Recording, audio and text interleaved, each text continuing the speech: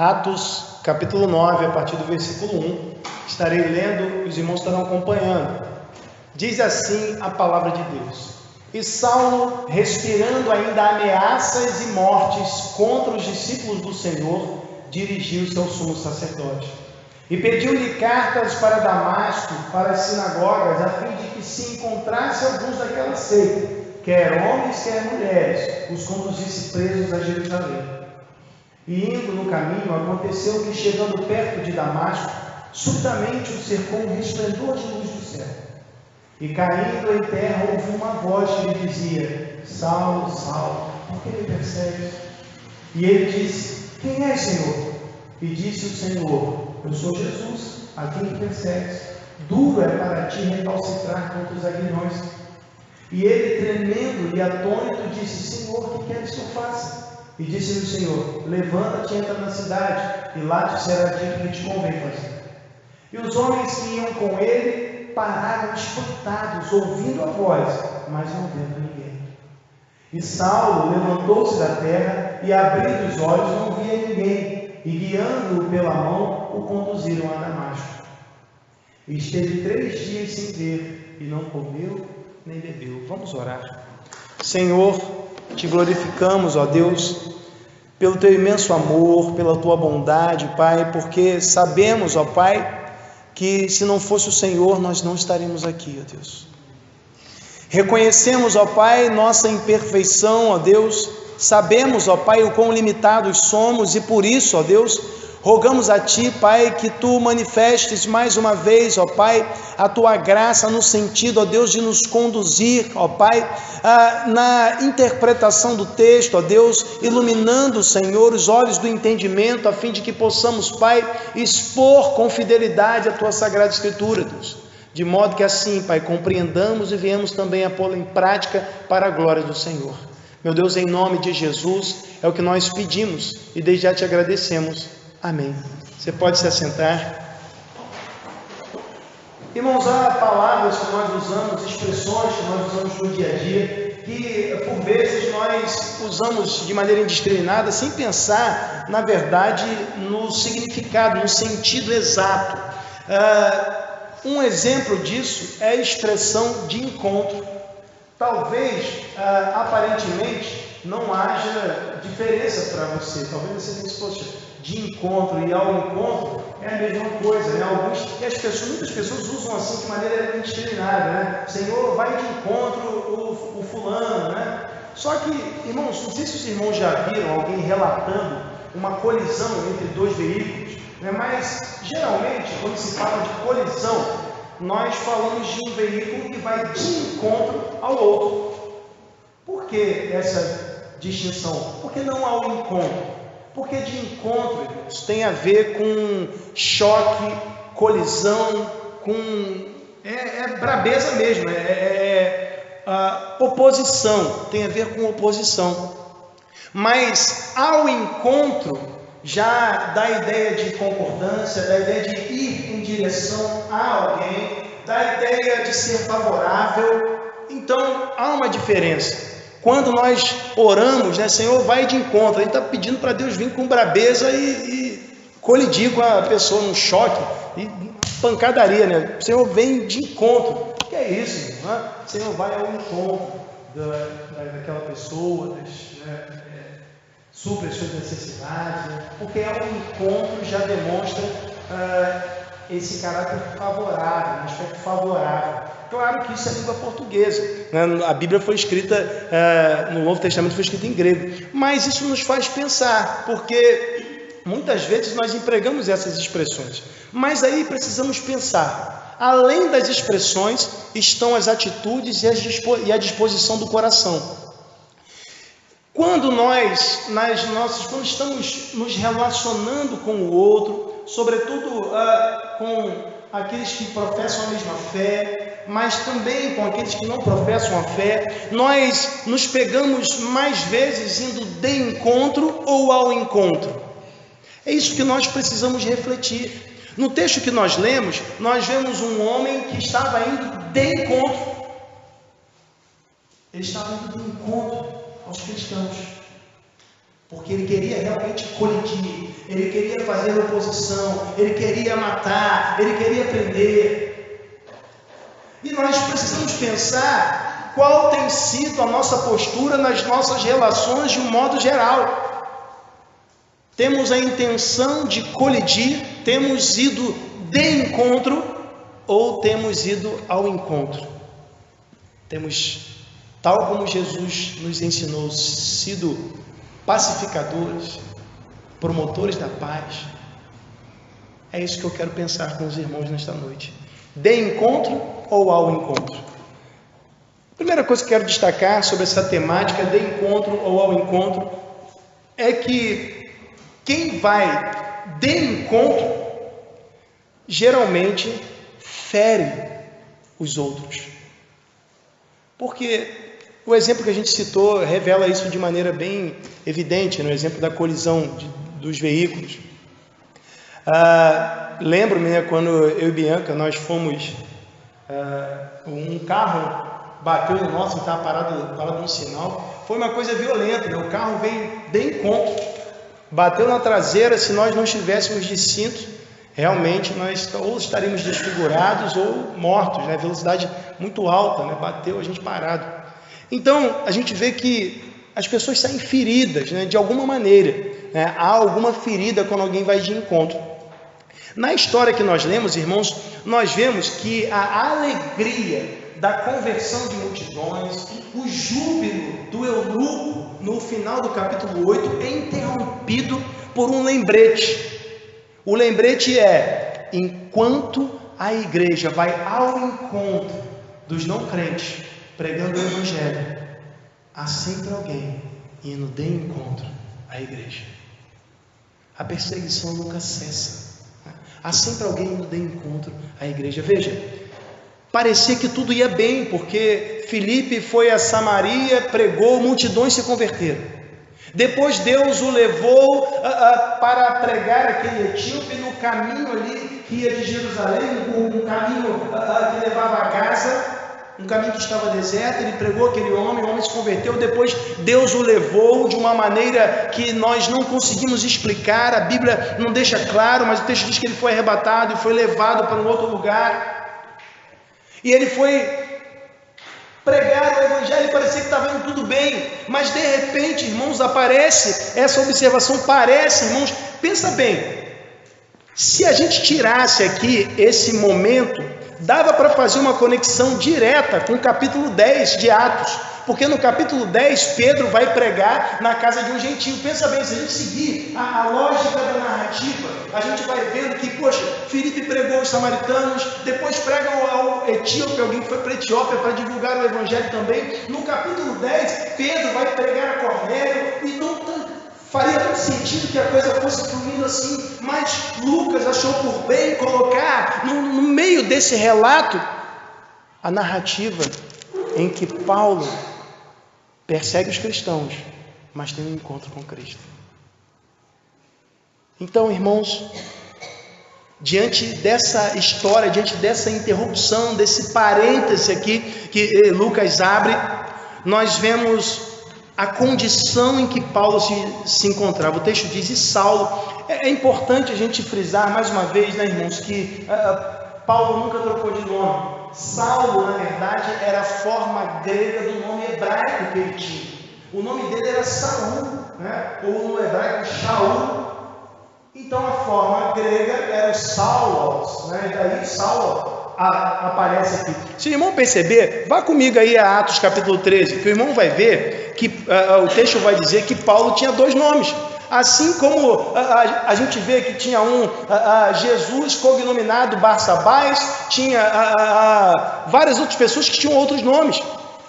E Paulo também era assim, porque ele tinha a forma do seu nome, a forma hebraica em letras gregas, mas tinha também a forma romana. Veja comigo em Atos capítulo 13, versículo 9,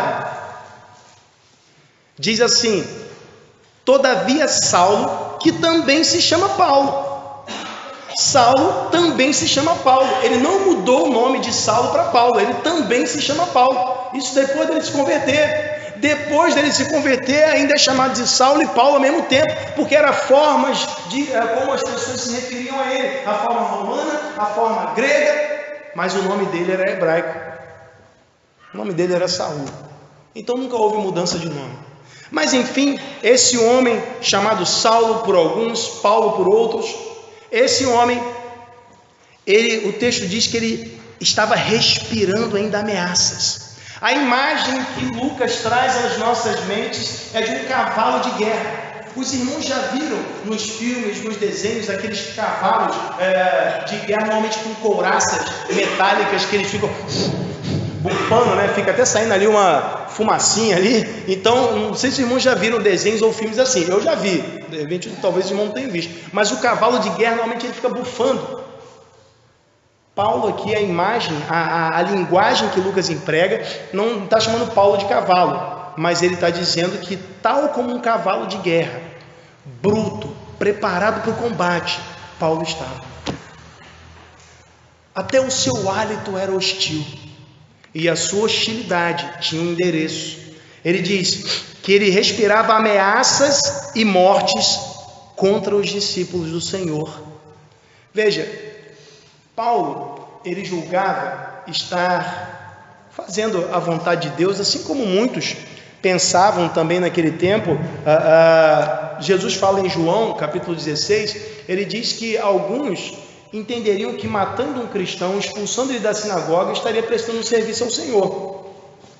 E Paulo aqui, ele entende estar prestando um serviço ao Senhor. Ele está consciente disso, mas veja bem, irmãos, há uma clara contradição na atitude de Paulo. Ele quer servir ao Senhor, mas no seu coração ele deseja a morte daqueles a quem persegue. Típico de um fariseu. Os fariseus, eles queriam cumprir a tradição dos anciãos, lavando as mãos antes de se alimentar, mas eles deixavam de cumprir o mandamento de honrar pai e mãe. Eles queriam ser cumpridores da lei, mas mataram Jesus.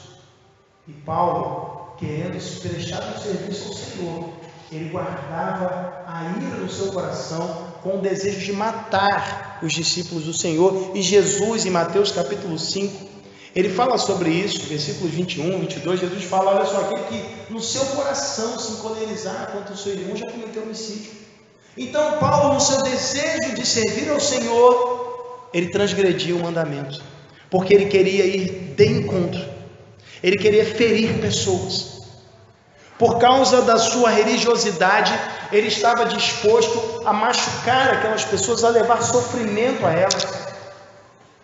E veja bem, ele se dispôs, o texto diz que ele se dispôs a ir até Damasco. Ele foi até o sumo sacerdote e pediu cartas para Damasco, para as sinagogas, porque o sumo sacerdote, ele era como se fosse uma grande autoridade na religião judaica, de modo que até as sinagogas que estavam em outras localidades, até a elas ele poderia expedir mandados de extradição, né, para que aquelas pessoas que estavam lá, se fossem seguidoras de Jesus, que elas fossem trazidas a Jerusalém para serem presas e condenadas.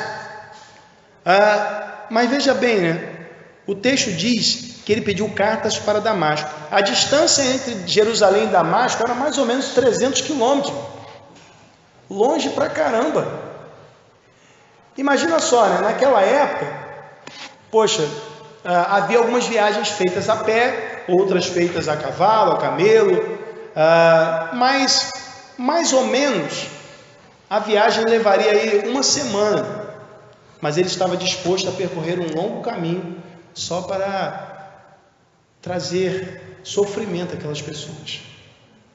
Claro que o sofrimento daquelas pessoas traria alegria ao seu coração, mas aí eu chamo a atenção do irmão para aquilo que nós pontuamos como primeiro tópico. Quando vamos de encontro, sempre alguém vai ser ferido. E há muitos que, embora não com a mesma motivação de Paulo, seguem também indo de encontro, alguns por outros motivos. Talvez pela região também, talvez pelo próprio ego, né, pelo desejo de o desejo de estar sempre certo. Há alguns que batem de frente com todo mundo, né? No trabalho com pessoas assim, e às vezes só pelo prazer de confrontar, né? Então, mas só que nessas circunstâncias sempre alguém vai ser ferido, porque nós não precisamos ir de encontro. Na verdade, não precisamos ir de encontro a ninguém. Não precisamos, irmãos, usar a força, como Paulo fez, usou a força para o exercício da sua religião. Nós não precisamos disso. A força, ela deve ser usada para castigar o mal. A Bíblia deixa isso claro em Romanos 13. E a força deve ser usada pelo Estado. Ou para a defesa, né? Também. Mas, veja, jamais a força deve ser empregada para a pregação do Evangelho. Jamais nós podemos nos colocar como defensores de Deus de maneira violenta, né? No sentido de nós reagirmos, irmos de encontro a alguém. Às vezes alguns vão de encontro aos outros só para ganhar um debate, só para mostrar conhecimento, só para defender um sistema teológico, só para defender suas próprias ideias, quando na verdade, irmãos, às vezes estamos perdendo tempo e deveríamos estar promovendo a paz.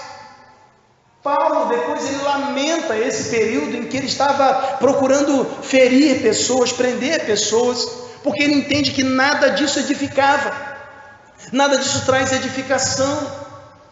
Qual é a edificação de estarmos batendo de frente, ou uns com os outros, ou com quem quer que seja? Isso não traz edificação. Melhor seria se estivéssemos indo ao encontro, levando o Evangelho, falando do amor de Cristo. Nós temos que ser promotores da paz, né? Jesus, quando Pedro ele puxou a espada a fim de defendê-lo, Jesus falou assim: guarda a espada aí, meu. Poxa, se eu quisesse, mandava aí 12 legiões de anjos. Deus ele não precisa que nós usemos a violência para defender a fé. Não precisa disso. Na verdade, Deus ele não precisa de nós como advogados. Nós é que precisamos de Cristo como nosso advogado. Então é necessário que nós entendamos o nosso papel como promotores da paz e não como pessoas que vão de encontro às outras, porque as outras pessoas vão ser sempre feridas. É importante que há um lema, né, que as pessoas usam normalmente em palestras para casais e tal, né, que entre ter razão e ter paz, é melhor ter paz, né? Mas tem gente que discorda. Não, negativo, eu quero ter razão. Tem um camarada lá no trabalho que fala isso. Negativo, eu quero ter razão. Caramba, então às vezes acontece. Mas é melhor que nós promovamos a paz, né? Porque assim Jesus nos ensinou. Segunda coisa que quero destacar, irmãos, é que embora quem vá de encontro fira as pessoas, quem vai ao encontro promove a paz. Veja, Paulo, ele estava querendo pegar, né, as pessoas da seita, que talvez na sua Bíblia, algumas Bíblias apareça o caminho, né? Isso com certeza uma referência à conduta. As pessoas viam a conduta e entendiam, olha, esse caminho aí que eles seguem, né? Isso aí a gente pode ver no Salmo 1, versículo 6, que diz o caminho do justo, o caminho do ímpio, né? Então a conduta normalmente era associada, era identificada como caminho, né, também. Então possivelmente os opositores do cristianismo chamaram de caminho. Mas Paulo ele perseguia homens, perseguia mulheres. Mas só que o texto diz que enquanto ele se deslocava com esse intuito de perseguir, diz assim o versículo 13: e indo no caminho, aconteceu que chegando perto de Damasco, subitamente o cercou um resplendor do céu. Irmãos, lamentavelmente, há quem pense que essa experiência de Paulo foi na verdade um ataque epilético. Tem alguns teólogos que dizem isso. É um absurdo, né?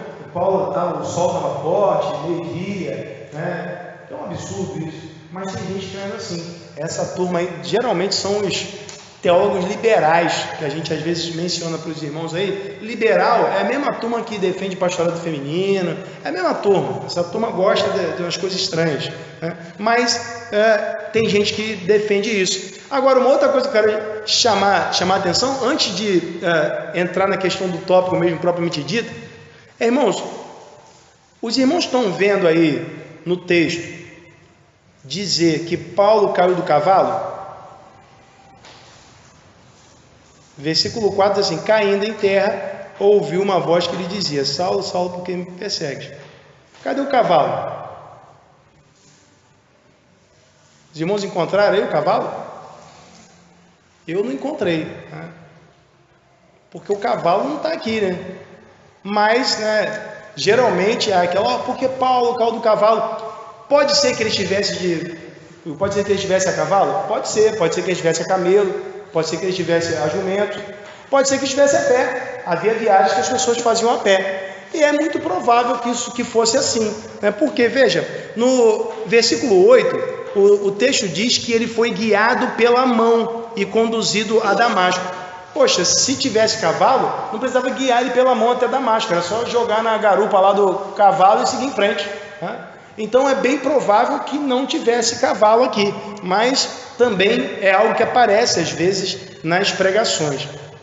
Mas o curioso aqui, irmãos, quando ele é cercado por esse resplendor, algo sobrenatural, o texto diz que caindo ele em terra, ele caiu de fato. Ele ouviu uma voz que lhe dizia: Saulo, Saulo, por que me persegues? Então ele pergunta no versículo 5: quem és, Senhor? E disse o Senhor: eu sou Jesus, a quem tu persegues. Então nós vemos, irmãos, que Paulo, enquanto perseguia os cristãos, na verdade, ele estava fazendo oposição, estava perseguindo o próprio Cristo. A igreja ela é chamada de várias maneiras no Novo Testamento, mas há uma que vincula diretamente, demonstra assim, a união, né, entre Cristo e a igreja, né? Que palavra é essa?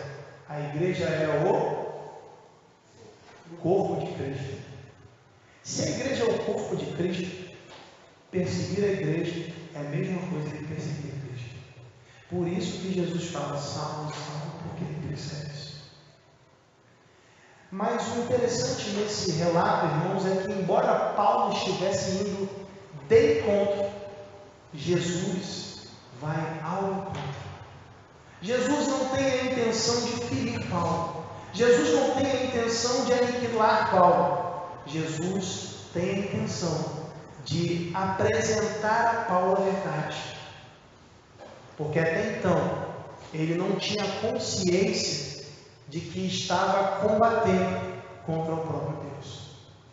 Veja, em Atos 5,39, Gamaliel, que inclusive fora professor de Paulo, ele falou isso para os outros principais lá do Sinédrio e tal. Disse: olha, deixa esses homens irem, porque pode ser que de repente a gente pode se achar combatendo a Deus.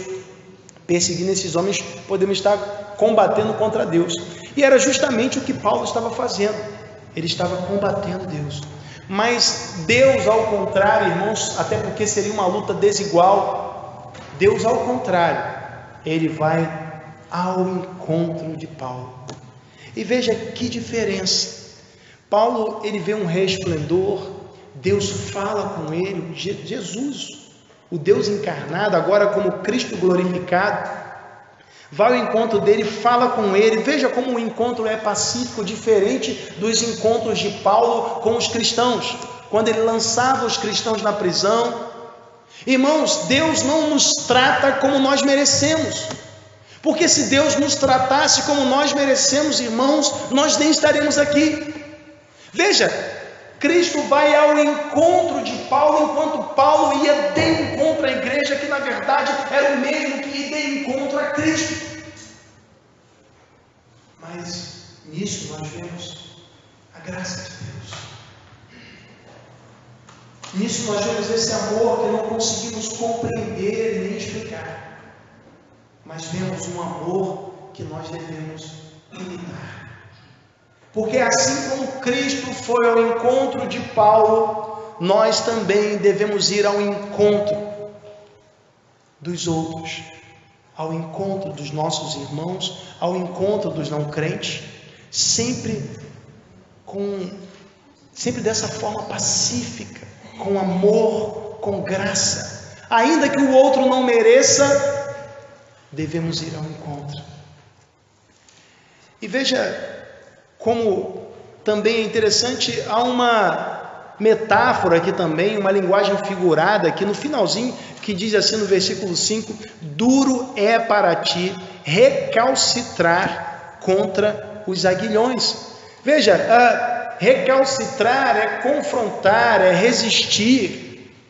O aguilhão, né, era tipo um espeto de ferro que os que criavam gado, né, eles colocavam na carroça ali para prender o gado. E se o gado fosse muito brabo, o boi muito brabo, ele ia ficar querendo se mexer, querendo sair e acabava se machucando lá no aguilhão. Então Jesus está comparando Paulo a um boi brabo que estava machucando a si mesmo, porque ele estava numa luta desigual, ele não podia vencer. Ele estava combatendo contra Deus, ele estava indo de encontro, mas agora, Deus, diferente, né, talvez de alguns criadores de gado, que talvez desceria o chicote, né, Deus vai ao encontro de Paulo, oferecendo salvação. E o interessante, irmãos, que Paulo compreende, ele compreende a linguagem de Cristo, que Cristo já empregava ao longo do seu ministério. Em Mateus 10:40, por exemplo, Jesus diz: olha, aquele que recebeu um de vocês, a mim me recebe. E em Mateus 25, versículo 45, Jesus, depois falando aqueles que vão ser lançados no tormento eterno, Jesus diz: olha, eles perguntam: poxa, quando foi que nós vimos o Senhor com fome, com sede, não fizemos nada? Só quando vocês não fizeram a esses meus pequeninos, a mim não fizeste. Então ele compreende que ele estava numa luta contra Deus. Então agora ele fica atônito. O versículo 6 diz que ele, tremendo e atônito, disse: Senhor, que queres que faça? Ele entende que ele estava fazendo tudo errado, então tem que voltar do zero. O que eu tenho que fazer?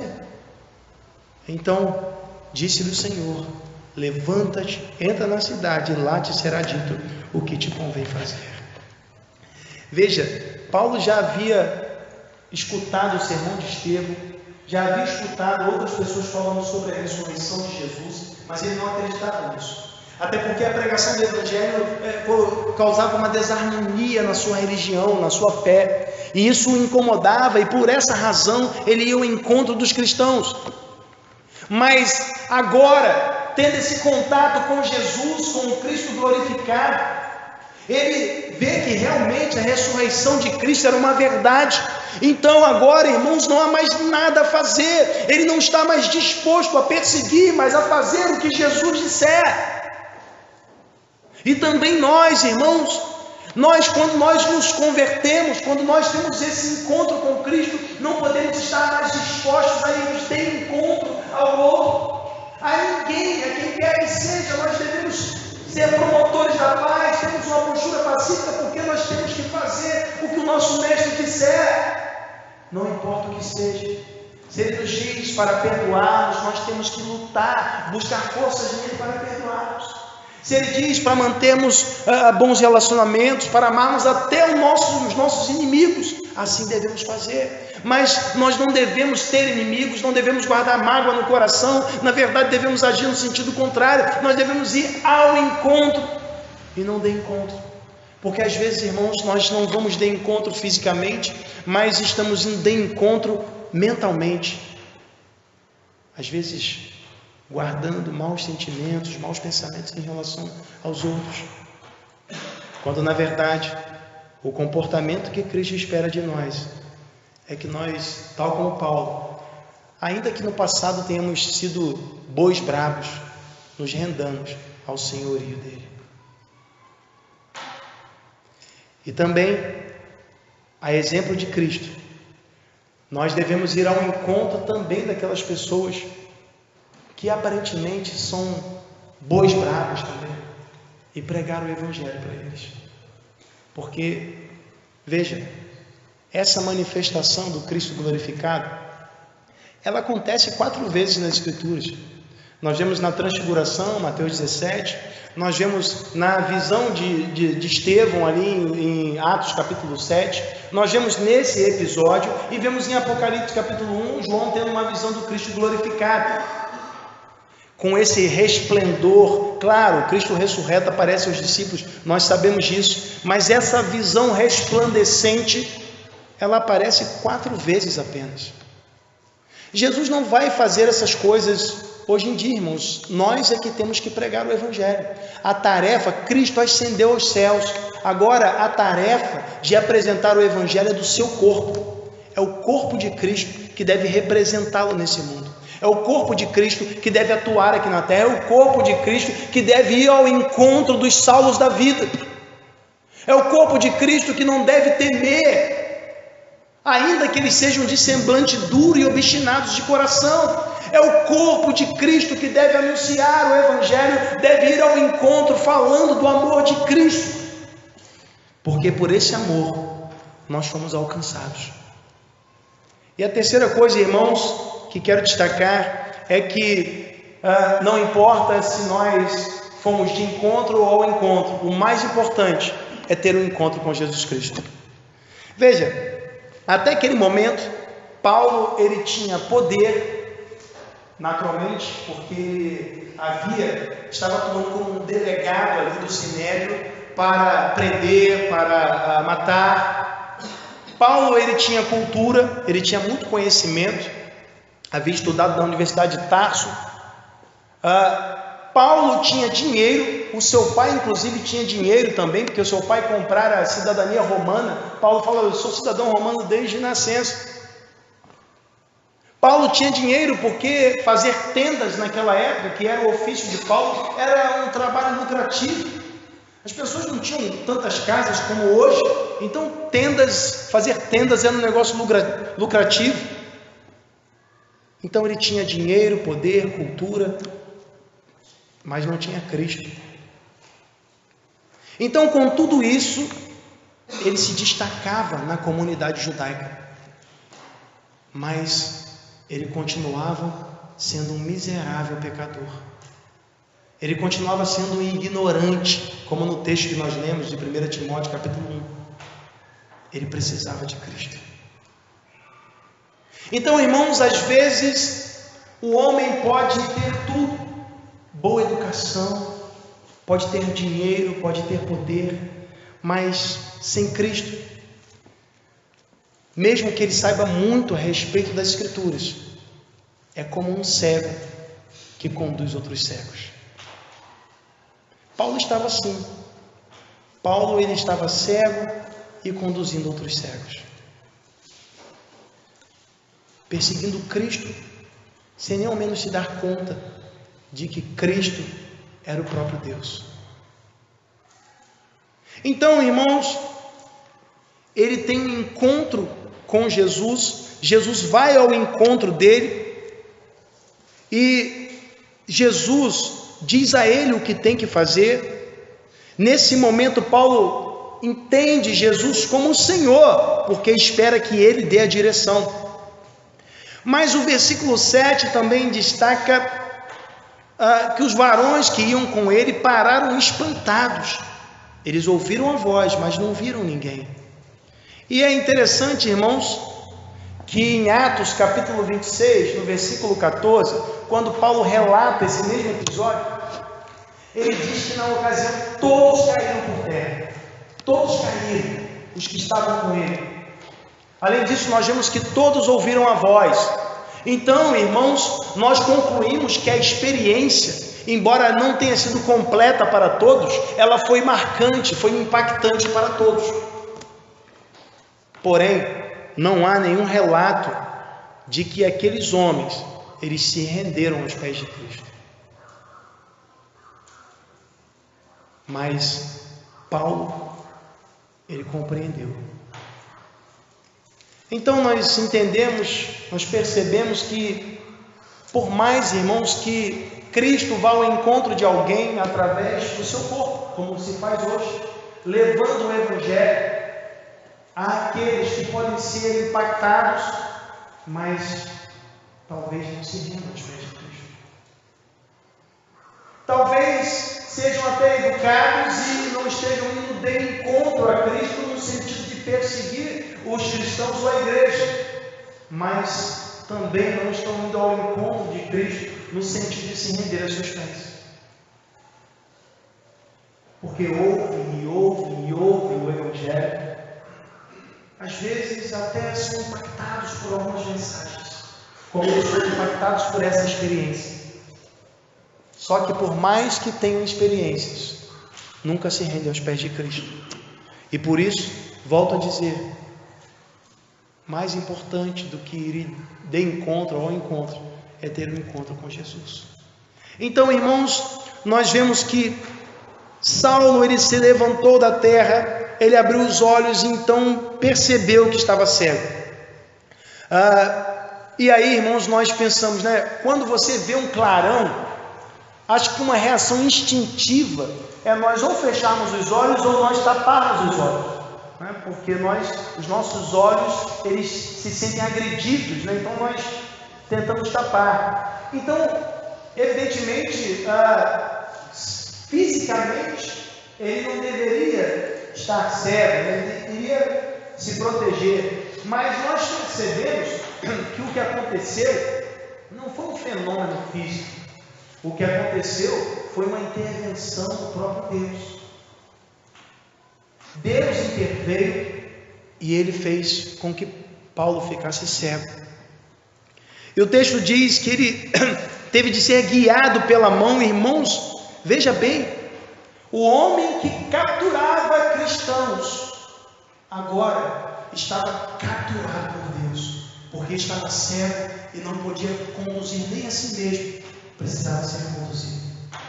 Então, irmãos, acredito que esse período de cegueira tenha promovido uma reflexão no próprio Paulo, a fim de que ele pôde entender qual era de fato a sua condição, que ele até então estava cego achando que enxergava, mas agora, estando cego, era que realmente ele via.